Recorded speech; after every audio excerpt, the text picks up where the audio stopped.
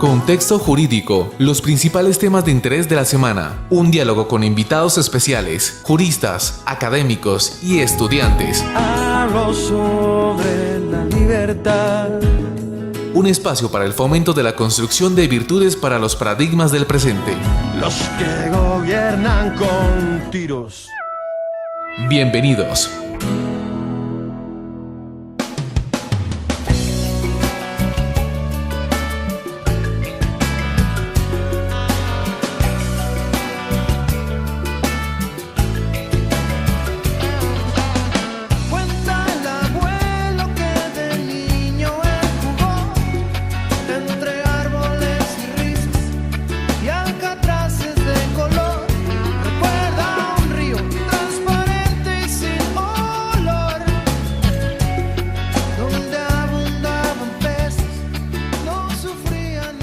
Un saludo muy especial. Nos encontramos hoy en cabina con el doctor Manuel Estupiñán, el doctor Juan Diego Valdivieso y desde Bogotá con el doctor David Franco. El tema del día hoy es los derechos de los niños y el tema penal. Preguntas en relación con ese tema. Empecemos con Manolo. Buen día, Fernando. Buen día a toda la audiencia. La primera pregunta que podría uno hacerse en relación con este tema tan interesante es si procede o no algún tipo de beneficios para quienes resultan condenados por cometer delitos sexuales contra los niños. Y en ese sentido es importante traer a colación un reciente pronunciamiento de nuestro máximo Tribunal Constitucional que hacia finales del año pasado tuvo la oportunidad de fallar un caso sobre ese tema. Esa podría ser una pregunta para que fuera objeto de análisis en el marco del tema que hoy nos convoca. Muy bien. Juancho, derecho de los niños y el tema penal. ¿Qué pregunta quieres invitar hoy a dialogar, a debatir? Buenos días para todos los radioescuchas, para mis compañeros de cabina. Bueno, la pregunta que hace Manolo es importantísima porque es polémica ante todo. Ahí me parece que principalmente hay dos formas de responderla y son ambas contrarias, diametralmente opuestas. Pues. ¿Pero cuál es la pregunta que tú harás hoy al programa? De las preguntas que hemos formulado, aparte pues de la hecha por Manolo, a mí me surgió la siguiente. Entonces, ¿a qué edad dejaría salir solo a la calle usted a sus hijos? Muy bien, Juancho. David, desde Bogotá, un saludo muy especial. ¿Cómo estás? Muy bien, muy buenas tardes a todos los radioescuchas. Pues en esta ocasión la pregunta que yo les formulo y que creo que sería interesante con la cual podríamos debatir es sobre el delito de la violencia intrafamiliar por la corrección de los padres hacia los hijos.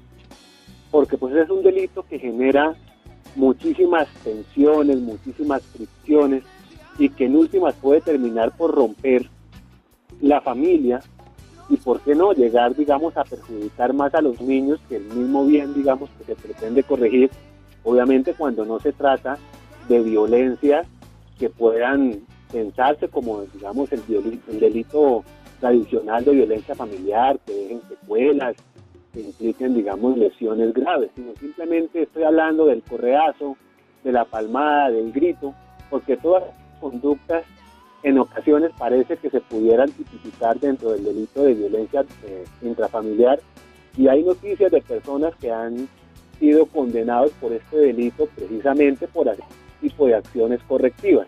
Entonces me parece a mí que un tema que se puede debatir al respecto es pensar si efectivamente este es un delito que vale la pena tener en el Código Penal, si más bien la erradicación de la violencia debe hacerse a través de otros mecanismos más bien pedagógicos que pueda adoptar el Estado y cuál debería ser, digamos, el nivel de precisión para saber si este delito es aplicable o no. Muchas gracias, David. Bien, Manolo, ¿y qué frases de autoridad traes? Pues mira, hay una frase importante que me llama mucho la atención, es que los derechos de los niños priman sobre los derechos de los demás. Una frase que nuestro texto constitucional expresa en su artículo 44 y que por su contenido tan amplio conlleva a todo tipo de discusiones. Pancho, ¿cuál nos traes a nosotros? Yo les traigo la de un psiquiatra estadounidense, Carl Menninger, y él expuso: Lo que se les dé a los niños darán a la sociedad. Muy bien, Juancho. No esperaba menos. David, ¿cuál trajiste para el día de hoy?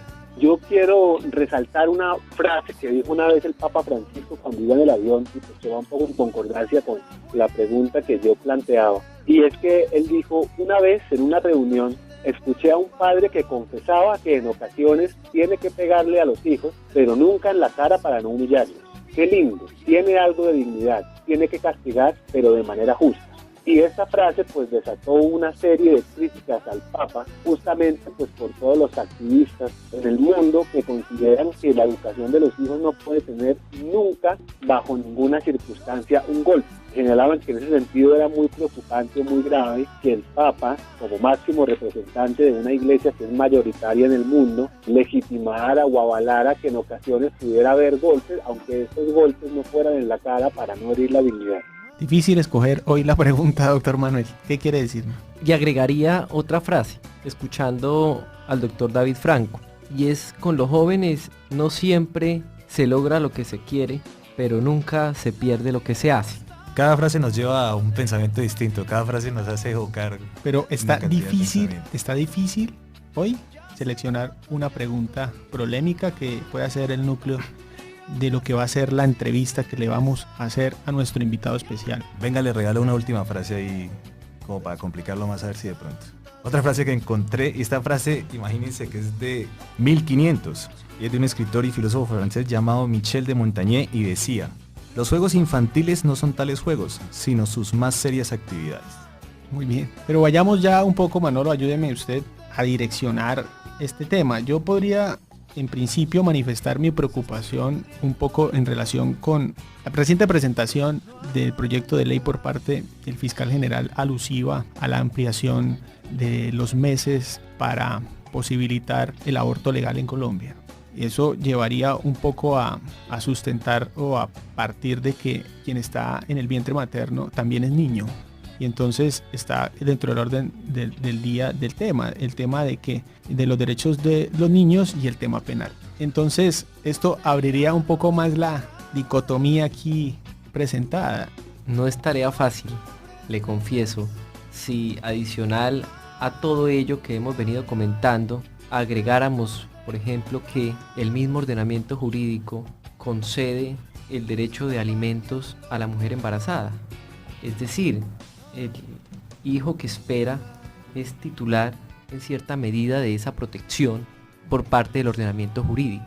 Podríamos iniciar el recorrido de nuestro análisis con el asunto de los beneficios en materia penal a quienes cometen delitos sexuales contra los niños, entre otras cosas porque es un tema que actualmente tocó nuestro Tribunal Constitucional y que nos lleva a pensar muchísimas cosas sobre el punto, y pienso que por el perfil de nuestro invitado especial, un perfil de un penalista, de un catedrático en universidades importantes y prestigiosas de esta ciudad, pues por ese perfil podemos incluso tener mayor claridad sobre estas cuestiones. David. Lo que está planteando el doctor Manuel es muy interesante, y es que si uno analiza transversalmente todas las preguntas que hemos hecho, encontramos que en últimas el asunto es un afán necesario, importante, muy grande por proteger a los niños, y precisamente por proteger a los niños es que pensamos que tal vez es mejor no dar beneficios a quien haya cometido un delito contra ellos. Por proteger a los niños es que pensamos que tal vez hay que a buscar la mejor forma de poder hacer corrección. Por proteger a los niños es que pensamos en proteger su vida, sus juegos, todo lo que digamos es el desarrollo de los niños, ¿no? Y creo que ese puede ser el tema que está de fondo, y en últimas, cuando analizamos si debemos o no, si es bueno o es malo, poder permitir que se concedan o no beneficios a aquellas personas que hayan cometido un delito contra niños, es en últimas buscando la prevención general del delito contra los niños, buscando prevenir a los niños. Mira esto, mira lo que encuentro, mira el hallazgo que encuentro, David, en relación con lo que propones acá. La primera pregunta hace referencia a personas externas, que es un poco la que planteas. La que plantea Juan Diego y la que plantea David hace referencia al tema interno, al tema de la casa. Y la que planteo yo es un poco la autonomía que tiene el Estado de presentar el ordenamiento jurídico disponible y cómo ese ordenamiento jurídico puede llegar a violentar también. Entonces el sujeto vendría a ser el Estado a través de sus leyes, órdenes jurisprudenciales, etcétera, en relación con el menor, que en términos legislativos considero yo el que menos protección tiene es el nasciturus. Entonces, y también lo considero como un niño. Tenemos sujetos. Ahora, llevemos a nuestro invitado especial hacia un lugar. Sí, no, estoy totalmente de acuerdo. Y en últimas, pues el hilo conductor necesariamente tiene que ser la protección al niño. Sobre todo, pues porque ese es el sentido de la Constitución y el ordenamiento jurídico cuando hace cualquier legislación que tiene que ver con los niños. En últimas es protegerlos. Y no podemos hacer una legislación que tenga por objeto proteger o ir en otros, digamos, sujetos o ir en contra de los niños. Y de todas formas yo sí creo que el objeto o lo que tiene que ser el centro del debate es descubrir qué significa proteger a los niños. Porque yo creo que hoy en día desafortunadamente vivimos un poco en una sociedad un poco esquizofrénica, si se quiere, que trata de pensar que no existen, por ejemplo, los asuntos buenos y malos para los adultos, pero entonces cuando se trata de la formación de los niños parece que sí quiere esbozar que existen, digamos, cosas buenas. También creo que un punto importante es, por ejemplo, lo que tiene que ver con los subrogados penales, en poder redimir penas con buen trabajo en la cárcel, es ¿qué significa proteger? Si proteger al niño significa hundir hasta el fondo lo más que se pueda a todo lo que no sean los niños, o si por el contrario es posible armonizar de alguna manera los derechos y unos y otros. O sea, ¿qué tan categórico es ese que los derechos de los niños prevalecen sobre los demás? ¿Hasta dónde llega? Se me ocurre, por ejemplo, ¿qué pasa si un niño extraño de la calle entra a la casa de uno al mediodía y le dice que le dé su almuerzo porque es que el derecho de él está por encima del derecho del otro a almorzar? Bueno, me parece que de una interpretación literal de esa cláusula constitucional, uno podría derivar que uno tiene la obligación de entregarle su almuerzo y de quedarse con hambre, no importa si el niño es desconocido, si pasó los filtros de seguridad del conjunto residencial, entró sin ser invitado, porque de una interpretación literal uno puede decir, no, pues el derecho de comer de él está por encima del mío, y por eso yo creo que justamente escudriñar qué significa proteger al niño, qué significa que sus derechos estén por encima, es lo que permite que hagamos un diálogo real sobre si es o no procedente hacer beneficios a las condenas, sobre la forma correcta que se debe educar a los niños, sobre la forma como el Estado debe establecer su legislación en general. Bien, entonces yo creo, Manuel, tendríamos que hacer lo siguiente. Lo primero, ¿qué es niño? Como sujeto de protección. ¿Desde cuándo es niño? Bueno, sí, incluiría ese interrogante, Juancho. Y como sujeto de especial protección constitucional. ¿Cuáles vendrían a ser los sujetos, entonces, actores que podrían menoscabar sus derechos como sujeto de especial protección constitucional? En ese caso el Estado, los miembros de la familia interna y cualquier persona de manera externa. Y en ese mismo sentido, darle cabida a nuestro invitado especial para que nos hable entonces del niño, que nos resuelva qué es un niño, según su percepción penal. ¿Y qué es eso de sujeto de especial protección constitucional? ¿Y qué es eso de proteger desde el derecho penal al niño? Entonces demos paso a la presentación de nuestro invitado especial. Manolo. Nos acompaña aquí en el estudio el doctor Carlos Enrique Cortés.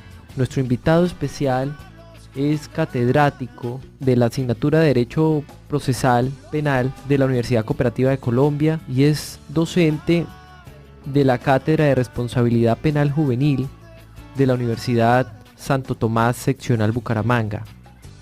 Tiene estudios de maestría y es una persona vinculada con la Defensoría Pública. Bueno, muchas gracias por la invitación, doctor Manuel, doctor Diego, doctor Fernando, muy contento de volver a la universidad y de estar aprovechando esos espacios para divulgar unas ideas sobre política criminal y sobre ese tema de los niños que es tan importante para nuestra sociedad.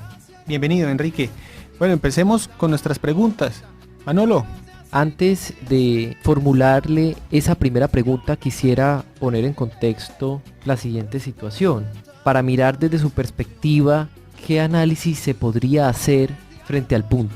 La Corte Constitucional a finales del año pasado, decide una acción de tutela que interpone una persona que se encontraba recluida en el Centro Penitenciario y Carcelario San Isidro de Popayán contra la Sala Penal del Tribunal Superior de Popayán y contra el Juzgado Primero de Ejecución de Penas y Medidas de Seguridad de Popayán, alegando que se estaban vulnerando sus derechos fundamentales a la dignidad humana, a la igualdad y al debido proceso, en el sentido de que se le había negado la posibilidad de la redención de su pena, aun cuando él había acreditado y había demostrado la realización de algunos estudios, un buen comportamiento y una buena conducta, elementos que en principio lo harían acreedor de la redención de la pena. Y la Corte Constitucional termina resolviendo en este caso que efectivamente él, aun cuando estaba condenado a 8 años de prisión por el delito de acceso carnal abusivo con menor de 14 años,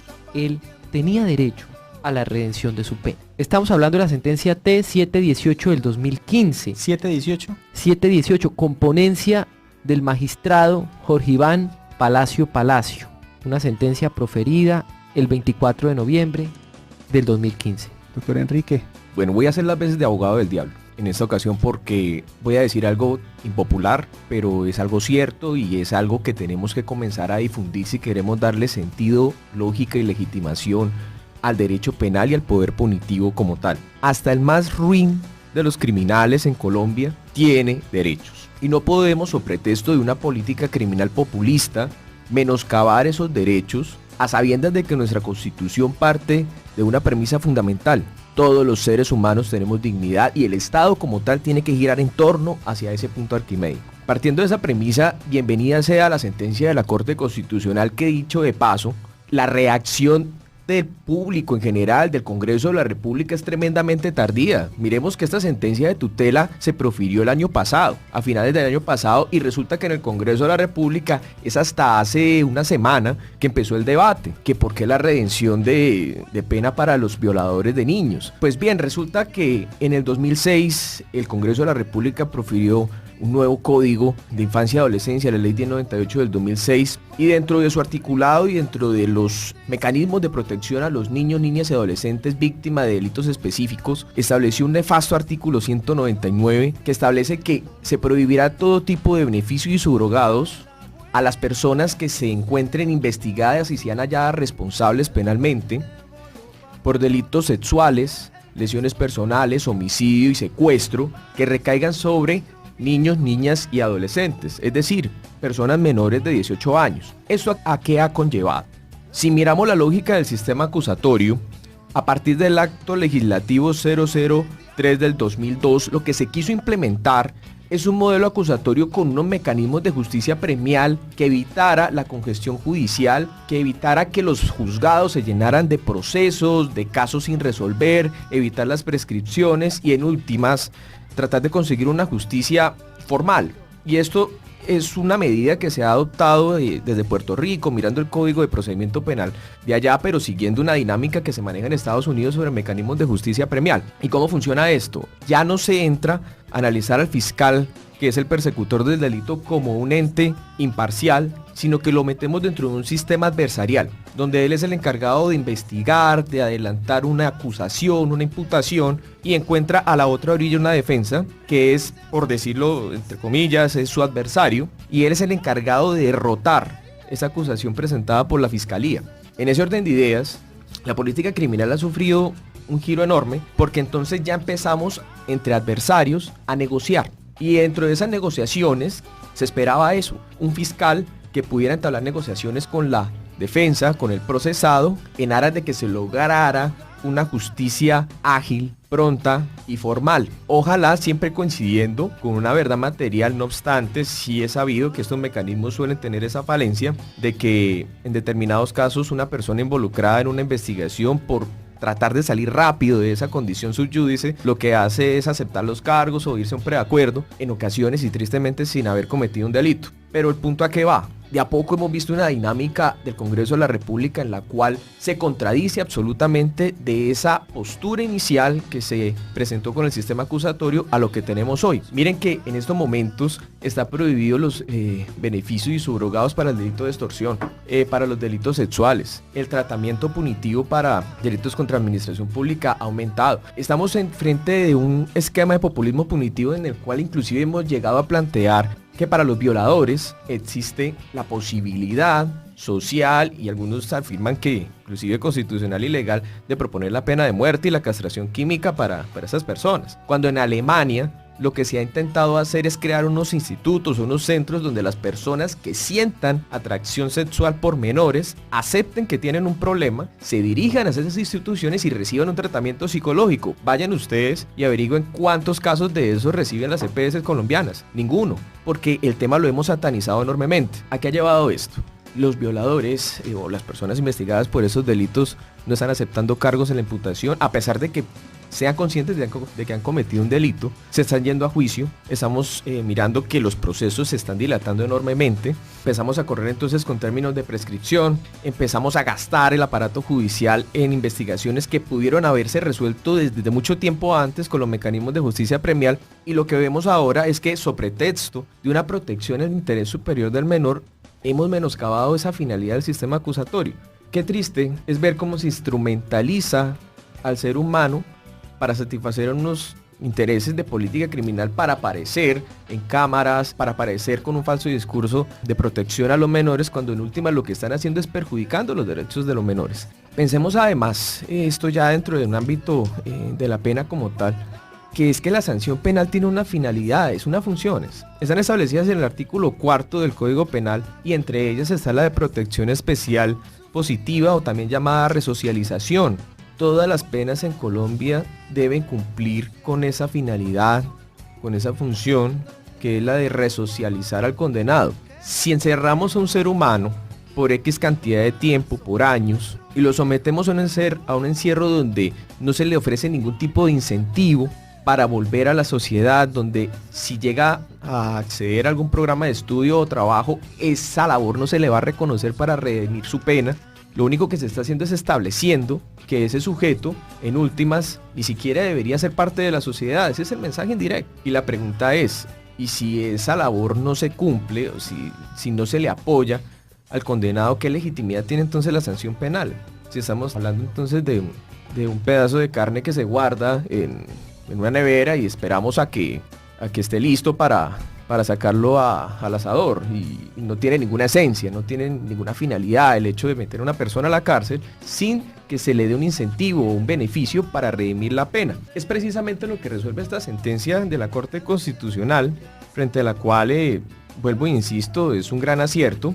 Yo quiero leer unos apartes de esa sentencia de tutela, en la cual establece que sí, efectivamente, abro comillas, la eventual demostración de los hipotéticos beneficios sociales que esta medida pudiera traer consigo, hago un paréntesis, hablamos del artículo 199 de la ley 1098 del 2006, cierro paréntesis, son en cambio evidentes y en gran significación los costos y riesgos que ella supone para la persona misma y para los miembros de su familia, donde podrán hallarse la propia víctima u otro menor en aumentado riesgo de victimización. Por ello, estima la Corte que tampoco se surte este elemento del test de proporcionalidad que se viene adelantando al no compensarse el perjuicio acarreado a otros bienes con el ignoto beneficio obtenible. La Corte Constitucional entiende en este fallo, compañeros, que en definitiva el derecho penal tiene unas bases dogmáticas, y que por más populismo punitivo que se le quiera imprimir al asunto de los niños, niñas y adolescentes y de esa protección constitucional, en todo caso tenemos que comenzar a popularizar y a difundir las ideas dogmáticas para que la gente empiece a familiarizarse con ellas y no se sorprendan cuando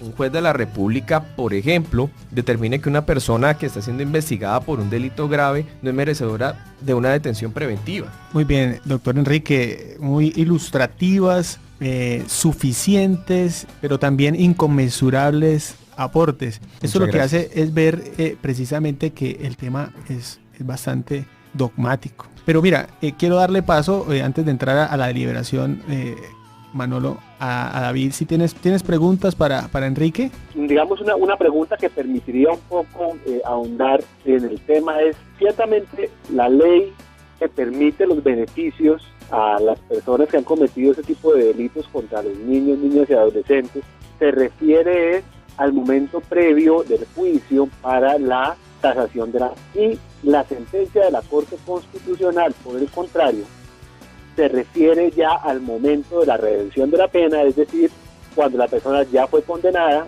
ya está pagando en prisión, ya está pagando su condena y pretende, con buen comportamiento o con los mecanismos que la ley permite, reducir su condena, ¿no?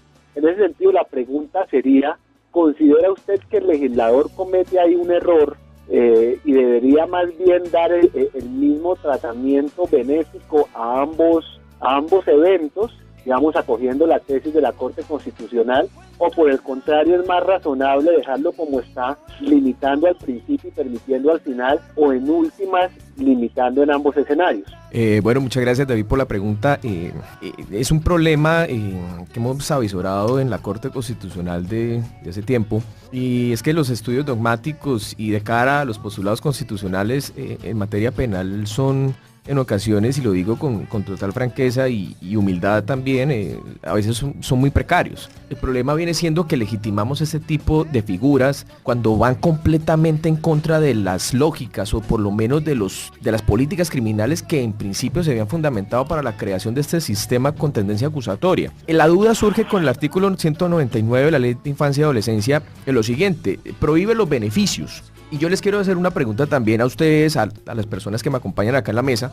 La dicotomía surge es entre beneficios y derechos, porque la ley excluye entonces los beneficios. Dice que no tendrán derecho a subrogados, tales como la suspensión condicional de la ejecución de la pena, la prisión domiciliaria. Esos son beneficios que establece la ley para las personas condenadas, y en el caso de los investigados, una detención preventiva en su domicilio, que es la detención domiciliaria, pues no gozarán de esos beneficios. Pero entonces la Corte Constitucional y la Corte Suprema de Justicia también advierte en otro escenario, por ejemplo, el vencimiento de términos, libertad por vencimiento de términos, y esto es un absurdo, que una persona, cuando la ley establece que el Estado tiene un término específico para adelantar una fase procesal, digan ustedes, de la imputación a la radicación del escrito de acusación, o de la radicación del escrito de acusación a la instalación del juicio oral, la ley establece unos términos que es precisamente para evitar que esa persona sea investigada de manera indefinida, principio de interdicción de sospecha permanente. Allí hay un problema, porque la Corte Suprema lo que ha dicho es que eso también es un beneficio, cuando yo veo claramente que esa situación es un derecho. Yo tengo derecho a que el Estado me investigue en un tiempo prudencial, a que no me sometan a sospecha permanente. ¿Y qué es lo que estamos viendo acá? Que tanto para los beneficios como la suspensión condicional de la ejecución de la pena, para la prisión domiciliaria, atención domiciliaria, y como también para la libertad por vencimiento de términos, se está utilizando el mismo rasero, cuando lo que yo estoy viendo allí es prácticamente unos derechos y se le están cercenando a una persona. A este momento, y lo digo con sinceridad, a título personal, yo no logro diferenciar, según la óptica de la Corte Suprema de Justicia y Corte Constitucional, qué viene siendo un beneficio y qué viene siendo un derecho. Porque entonces luego admite que la redención de penas sí es un derecho, cuando lo que en últimas está haciendo el condenado es accediendo a un beneficio de disminuir la pena de prisión efectiva material en centro de reclusión, en prisión, por el hecho de trabajar y estudiar. Es decir, no se lo dan de gratis, tiene que trabajar y estudiar para redimir la pena. Luego entonces, en teoría, si tú trabajas y si tú estudias, te están redimiendo la pena, es un beneficio. Pero aquí se le está dando tratamiento de derecho. Y la libertad por vencimiento de términos, yo lo veo clarísimo, es un derecho. Y sin embargo, la Corte Suprema de Justicia le está dando tratamiento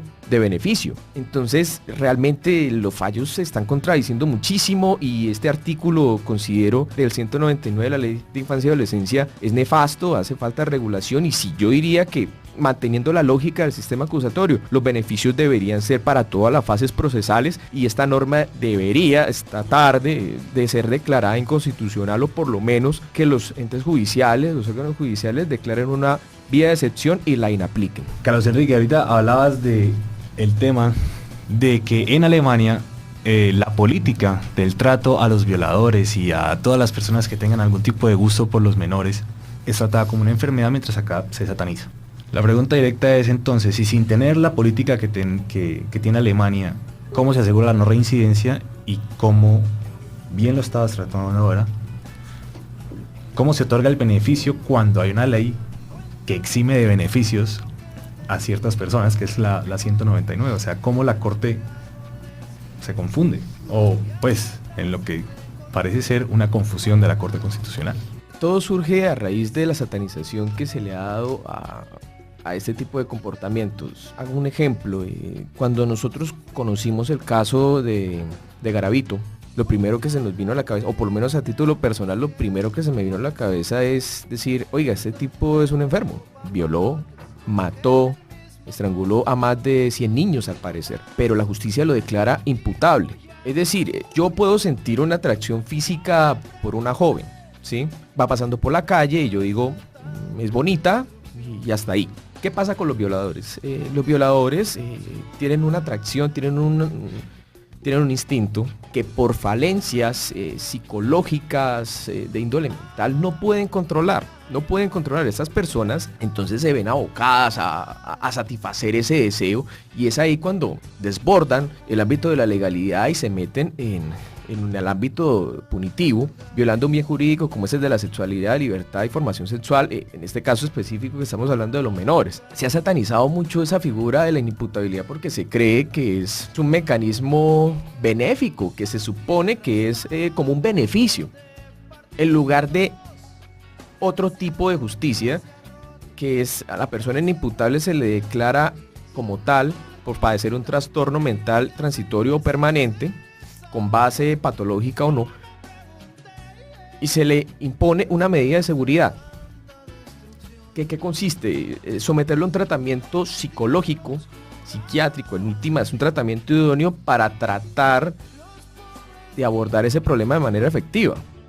Claro, pero es que estamos hablando de algo muy grave, porque dentro de nuestra sociedad decimos, oye, los niños son sagrados, nos están tocando los niños, nos están violando los niños, hay que mandar al infierno a esas personas, pero por favor, la cuestión es que si manejáramos esto con un poco más de sensatez y sin satanizar la figura de la inimputabilidad, considero que esa sería una vía idónea para abordar el problema.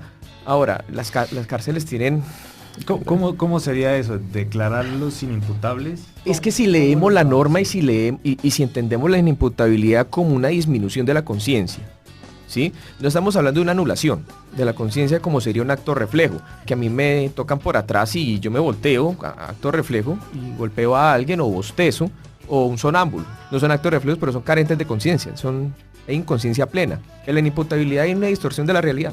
La conciencia pues no está en su totalidad, y estas personas se ven abocadas precisamente a la comisión de delitos por algunas enfermedades, por algunas patologías, pero es que aquí no se ha reconocido eso. No estoy hablando de que en todos los casos de violación se dé esta circunstancia, pero tendríamos que explorar un poco más ese ámbito y establecer de que en muchos casos los violadores son personas que tienen una enfermedad y que no pudieron controlar ese instinto, ese impulso de querer cometer un acto sexual contra un menor de edad, que a todas luces es algo reprochable, pero que a lo mejor puede tener una causa médica y que no se está explorando de manera suficiente. Y en el caso, por ejemplo, doctor, perdón, lo interrumpo, de que no sea por un problema de salud psicológica, no podríamos entonces estar planteando el mismo argumento, porque tampoco podríamos llegar a sostener que la premisa que todo violador es un enfermo. Pero, por supuesto, estoy hablando de algunos casos y que se está satanizando esa figura de la inimputabilidad. Ahora, si queremos una prevención efectiva, pongamos la pena perpetua o la pena de muerte. Me preocupa algo. He escuchado en el curso de la intervención expresiones como populismo penal, satanización. Sí. Y entonces yo quiero hacerle una pregunta, doctor Carlos Enrique. ¿Quiere decir que en países como China, Estados Unidos, Guatemala e India son populistas de pronto por avalar la pena de muerte en sus ordenamientos jurídicos frente a cierto tipo de conductas, y aquí no lo seríamos? ¿Cómo es que algunos ordenamientos jurídicos del mundo, y esto pues yo sé que va pegado a la escala de valores de esos países y a esos contextos que por supuesto no son los mismos que el nuestro, pero ¿cómo es posible que desde el punto de vista del derecho penal en otras latitudes hayan podido llegar a conclusiones totalmente distintas? yo lo escucho en su discurso hablar de la función resocializadora, de la función preventiva, de la dignidad humana que tiene, así sea, el peor de los delincuentes. Y sin embargo me pregunto, en otras latitudes, países como China, Estados Unidos, Guatemala e India, ¿qué concepción se tendrá entonces del delincuente, de la dignidad humana, de la persona, de la política criminal, cuando el ordenamiento jurídico avala y permite castigos como la pena de muerte? Y claro, en su intervención, doctor Carlos Enrique, escucho un discurso muy coherente y muy ilustrativo desde el punto de vista de nuestra dogmática. Estos son nuestros principios rectores en el Código Penal, nos dice. Y la otra pregunta que quiero hacerle es, bueno, ¿y nuestra dogmática no puede cambiar? ¿No puede ser revaluada de la misma manera como se modifica la Constitución por acto legislativo? De la misma manera como se van revaluando las políticas públicas y muchas cosas en el marco de un Estado. ¿Eso no podría pensar en revaluarse? Quiero de repente escuchar pros y contra, por supuesto, en un eventual escenario como ese. No estoy queriendo decir tampoco que habría lugar a revaluarlo, pero me parece importante por lo menos aclararle a la audiencia que probablemente puede llegar a confundirse en el sentido de por qué en Colombia muchas veces se es tan garantista del victimario por aquello de nuestra dogmática, de nuestra principialística, y por qué en otras latitudes y en otros países pues se ve que hasta se les llega a imponer la pena de muerte. Entonces el ciudadano se preguntará ¿por qué pasa eso? El asunto es complejo y lo voy a contestar como abogado. La Constitución Política proscribe la pena de muerte y nosotros hemos firmado y ratificado unos compromisos internacionales que la proscriben. Si miramos desde la óptica del artículo 93 de la Constitución, sus tratados internacionales deben ser el faro que guíe el ordenamiento jurídico, porque establece que esos tratados en derechos humanos son tienen un carácter superior o tienen primacía sobre el ordenamiento interno. Y además nosotros también hemos ratificado un instrumento internacional del cual poco se habla, que es la Convención de Viena sobre el Derecho de los Tratados, en la cual nos establece artículos 26 y 27 que lo pactado para el principio de pacta sunt servanda, que es lo pactado entre las partes es ley, ¿sí? Y que tenemos que interpretar esos tratados internacionales de buena fe. ¿Por qué la negativa a la pena de muerte? Porque estamos reconociendo que los seres humanos podemos cambiar, y porque estamos reconociendo que los seres humanos no son un instrumento, no son una cosa. Los seres humanos podemos cambiar, y si tenemos la oportunidad de cambiar y de volver a ser parte de la sociedad, bienvenido sea. Claro, estamos hablando entonces de países como Estados Unidos, que es experto en firmar tratados, nunca ratificarlos. Es un país el cual está encaminado en financiar la lucha contra, por ejemplo, el narcotráfico, siendo uno de los países con mayor consumo en el mundo. Y hablamos de violencia cuando en Estados Unidos estamos observando que un joven que no se sabe cómo adquiere un arma de fuego, porque allá es muy sencillo, ingresa a una escuela, a un cinema, y masacra un poco de gente. Y bueno, no podemos seguir mirando como faro de derechos y de ilustración a los Estados Unidos. Yo pensaría que teníamos que mirar otro modelo más garantista. Si yo soy de esa postura, más allá de las convicciones personales que pueda tener, siempre estaría abogando por la dignidad del hombre, por no cosificar al hombre dentro del proceso penal y por mantener unas bases dogmáticas que le dan coherencia y legitimación a esto del derecho penal, porque el poder punitivo es eso que trae la ley, delitos, persecución política, persecución judicial, etcétera, y el derecho penal es precisamente la sensatez del poder punitivo. Vamos a frenar este poder punitivo, vamos a frenar la labor de la policía, de los fiscales, de los jueces, y para eso es el derecho penal, guiados precisamente hacia la dignidad humana. Muchas gracias a nuestro invitado especial por su gentil y generosa intervención el día de hoy. Vamos a dar paso un poco entonces a la deliberación de estos temas. ¿Dónde jugarán los niños? Bien, empecemos entonces un poco con una retroalimentación de estos temas. Doctor Manuel, ¿qué le queda a usted de manera general? Porque es que el tema es inconmensurable, es muy amplio. Claro, y si recordamos también, el doctor David Franco nos hablaba de la posibilidad de que un niño llegara a la hora del almuerzo a nuestra casa y probablemente bajo ese principio constitucional tuviésemos que quedarnos sin almuerzo y eso es grave, por tener la obligación de dárselo a él. Es decir, es grave que los dos no almuercen. ¿Le quieren picar la lengua a David? ¿Qué dice David? Sí, no.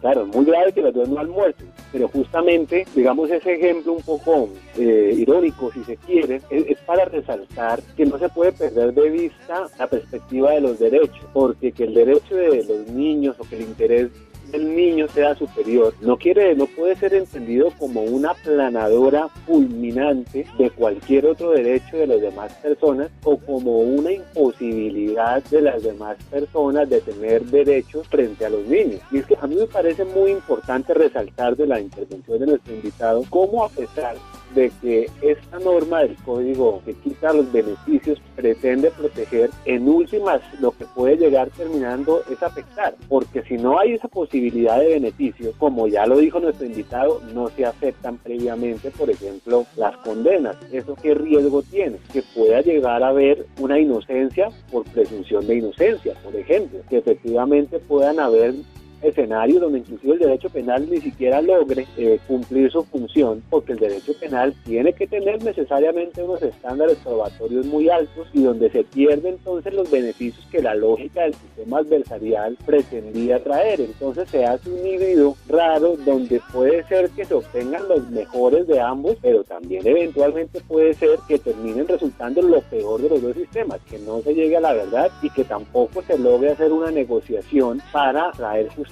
Entonces, por esa razón, pensar que el derecho de los niños es fulminar a cualquier otro que inclusive llegue a estar en contra de sus derechos, sin considerar, como bien lo decía, la diferencia de beneficios, derechos y las líneas tenues que pueden haber entre uno y otra, puede llegar a terminar en contra de los mismos niños. Y por eso es que la sociedad tiene que ponerse a hacer un debate concienzudo, real, sobre qué significa proteger el interés superior del niño. Y no puede pensarse que la protección se tiene que hacer por el sistema penal. Es que el sistema penal es lo último. El Estado debería estar lleno de un gran abanico de posibilidades para proteger a los niños antes siquiera de que tengamos que llegar al derecho penal, o de pensar que entonces la forma de proteger es endurecer el derecho penal, porque es que el derecho penal ya se empiezan a desdibujar las líneas de protección. Y en ese sentido me parece que es muy ilustrativa y muy interesante resaltar eso, ¿no? Cómo la sociedad tiene que pensar y quitarse esa conciencia de que vamos a proteger a través del derecho penal. A través del derecho penal vamos a castigar. Y como lo que estamos pensando es en castigar,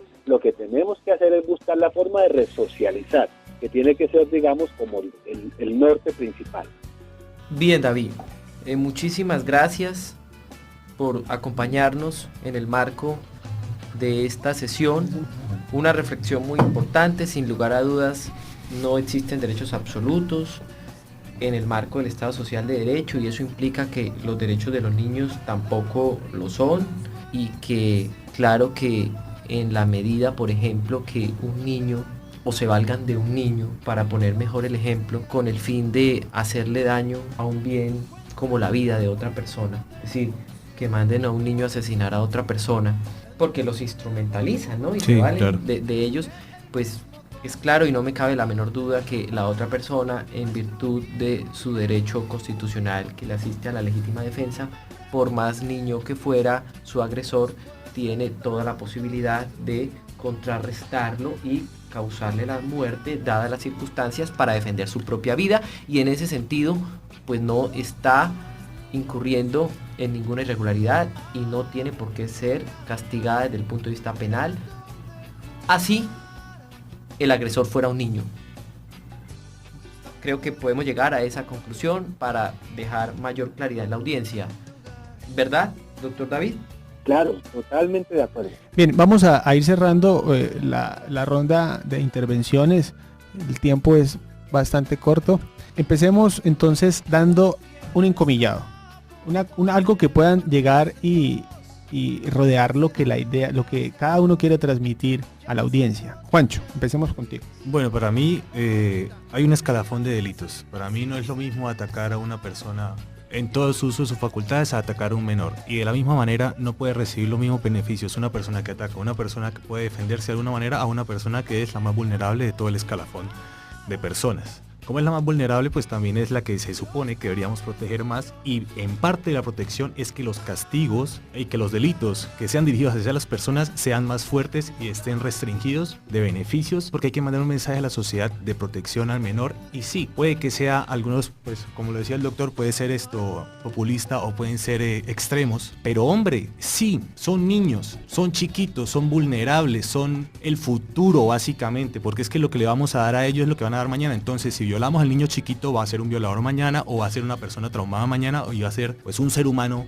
que va a sufrir mucho y va a hacer sufrir a los demás. Entonces, en esa medida hay que ser un escalafón y hay que ser más duros con el que trata a los más vulnerables. Pues en un tema tan complicado como este, yo diría que por un lado va la dogmática y el ordenamiento jurídico, y quizá por otro van las pasiones más sensibles de los seres humanos en cuanto seres imperfectos somos y de la sociedad. Y concluyo con esta frase porque sí, probablemente uno advierte un divorcio entre esos principios que están en la dogmática y lo que siente la gente, y lo que siente el país, y lo que siente la mayoría de las personas. Y es que, para recordar nomás, hace apenas unos años, si tenemos buena memoria, deberíamos recordar lo de los muros de la infamia, la propuesta que aprobó el Consejo Distrital de Bogotá de los muros de la infamia, que consistía en colocar vallas publicitarias grandísimas con la cara de quienes habían sido condenados por delitos sexuales contra menores. Y también esa cara llegaba en los recibos de servicios públicos, y también salían en la televisión, se estaban volviendo famosos, por así decirlo. Y la Corte Constitucional, pues obviamente, terminó accediendo a una cantidad de tutelas presentadas por estos victimarios, en cuanto pues ellos sí, en su calidad de violadores, debidamente comprobado por el sistema jurídico del Estado, por el aparato jurisdiccional, pero en todo caso seguían siendo titulares del derecho a la dignidad humana, al buen nombre y a su intimidad.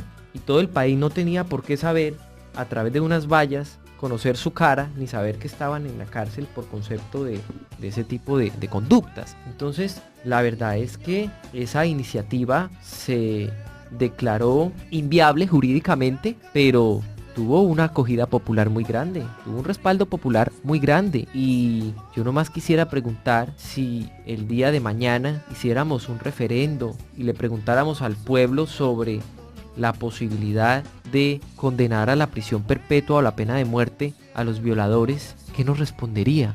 ¿Un sí o un no? Muy bien, Manolo, ¿qué nos dice David desde Bogotá? Bueno, yo creo que, digamos, se puede sintetizar un poco que los derechos de los niños efectivamente prevalecen sobre los derechos de los demás, siempre y cuando los derechos de los niños sean auténticos derechos y siempre y cuando no implique una anulación de la dignidad de los demás, porque en cualquier caso el menoscabo de la dignidad de cualquier ser humano afecta a toda la sociedad, inclusive a los niños que se pretende proteger, porque uno no puede perder de vista que en el momento que la dignidad de una persona, de solamente una, deje de tener valor y se vuelva relativa, en ese momento puede ser relativa la dignidad y los derechos de cualquiera. Muchas gracias, David. Yo cierro de pronto con un caso hipotético y con una afirmación. El caso hipotético tiene que ver con algo tal vez muy real, y es el hecho de que estamos en una sociedad donde esto es un problema, y un problema grave, y de política pública. Más si se ve desde el contexto de que a la sociedad se pretende el ingreso de personas que practican la violación, pero que bien lo proponen acá, porque tal vez desde los 5 años tienen una convivencia totalmente disfuncional. Estoy hablando de los miembros de fuerzas alzados en armas irregulares de cualquier bando, donde eso es un tema de práctica, y donde esas personas tal vez desde sus 5 años fueron reclutados, algunos muy temprano, pero terminaron cometiendo delitos como este, y ingresan a la sociedad. Entonces eso es un problema no menor, es un tema supremamente complicado y real. Entonces ese escenario de que ingresan 5.000 personas a la sociedad que tienen tal vez problemas delicados, que requieren tal vez de una entidad especializada para su atención, es un caso hipotético, pero que puede llegar a ser real. Y la afirmación que quiero es de que pues el menor es de especialísima protección mundial, códigos penales internacionales protegen su existencia, su dignidad. La violación en un menor de edad prácticamente puede llegar a, y dependiendo del contexto en el que se dé, puede romper una vida y una sociedad completa. Y eso es un dilema moral, doctor David. Lo que pasa es que lo estamos resolviendo con métodos que no resuelven los dilemas morales. Donde los derechos de los niños, entonces vamos a hablar de derechos ciertos y miremos a ver entonces los derechos de los otros actores que entran en pugna con los derechos de los niños. Eso es un dilema moral, es un dilema político, es un tema de filosofía moral y hay que resolverlo entonces desde otros cánones metodológicos donde puedan entrar estos problemas tan complicados. Y vuelvo a lo que dije anteriormente, siendo tan real para Colombia. Pasamos entonces a nuestra sección especial a cargo de Juancho, de David, ¿dónde jugarán los niños? ¿Qué nos dice Juancho? Bueno, ya para terminar todo este debate, duro debate, Maná en 1992 se preguntó ¿dónde jugarán los niños? Y nos lo seguimos preguntando y nos lo vamos a seguir preguntando hasta que las cosas no mejoren, porque evidentemente el ambiente para que los niños jueguen está un poco complicado, así como se ve. Entonces Maná lo preguntaba y los preguntamos a ustedes, los radioescuchas, ¿dónde jugarán los niños? Aquí les dejamos el tema para que lo disfruten, para que internalicen el mensaje y bueno. Contexto jurídico.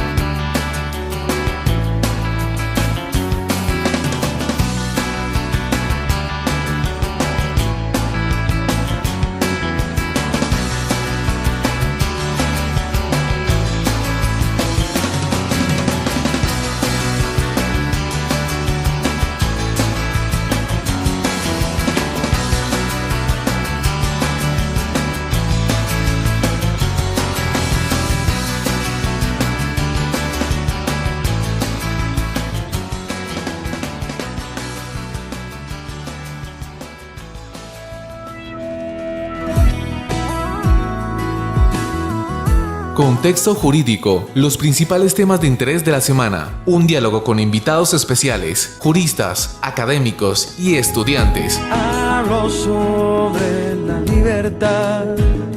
Un espacio para el fomento de la construcción de virtudes para los paradigmas del presente. Los que gobiernan con tiros. Hasta pronto.